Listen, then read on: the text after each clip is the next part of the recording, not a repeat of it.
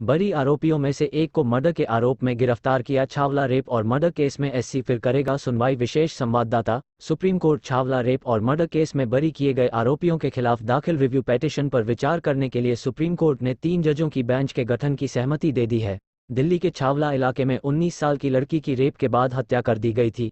इस मामले में 3 लोगों को फांसी की सजा दी गई थी, लेकिन सुप्रीम कोर्ट ने तीनों को बरी कर दिया था, जिसके बाद मामले में सुप्रीम कोर्ट में रिव्यू पिटीशन दाखिल की गई है।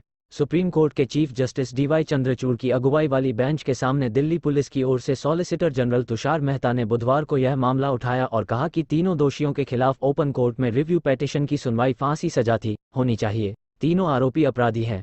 इन तीनों में से एक को पिछले महीने एक ऑटो ड्राइवर की हत्या के मामले में फिर से गिरफ्तार किया गया है। नेकरथा करेंगे, जिनमें वह खुद होंगे और साथ में जस्टिस एस रवीन भट्ट और जस्टिस बेला एम त्रिवेदी होंगी और रिव्यू पिटीशन की सुनवाई की जाएगी। सुप्रीम चीफ जस्टिस चंद्रचूड़ ने कहा कि वह सुप्रीम कोर्ट के 3 जजों की बेंच का गठन कोर्ट में सॉलिसिटर जनरल ने कहा कि मामले में रेज RCAINST दाखिल रिव्यू पिटीशन पर ओपन कोर्ट में सुनवाई होनी चाहिए। तब चीफ जस्टिस ने कहा कि 3 जजों की बेंच के गठन के बाद 3 जजों की बेंच इस बारे की मिली पर SC दिया बरी।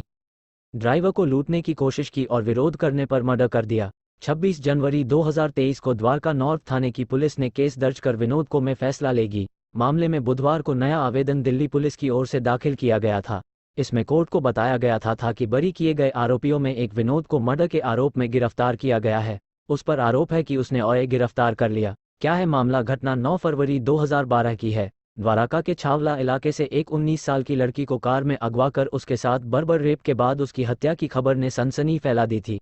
ट्रायल कोर्ट ने मामले में गति के साथ सुनवाई करते हुए 2014 में अपना फैसला सुनाया। आरोपियों को अपराधी मानते हुए मौत की सजा सुनाई, जिसे हाई कोर्ट ने भी उसी साल पुष्ट कर दिया। इसके बाद तीनों आरोपियों ने सजा के खिलाफ सुप्रीम कोर्ट में अपील दायर की, जिसने इसी साल 7 नवंबर को अपना फैसला सुनाया है। देश की सर्वोच्च अदालत ने केस की जांच में तमाम तरह की खामियों का जिक्र करते हुए तीनों आरोपियों को संदेह का लाभ दिया और उन्हें बरी करने का फैसला सुनाया था। इस फैसले के बाद सुप्रीम कोर्ट में रिव्यू पिटीशन दाखिल की गई है। सुप्रीम कोर्ट में दिल्ली पुलिस और विक्टिम के पेरेंट्स की ओर से रिव्यू पिटीशन दाखिल की गई है। पुलिस को इसके लिए दिल्ली के उपराज्यपाल VK सक्सेना से मंजूरी भी मिल गई थी।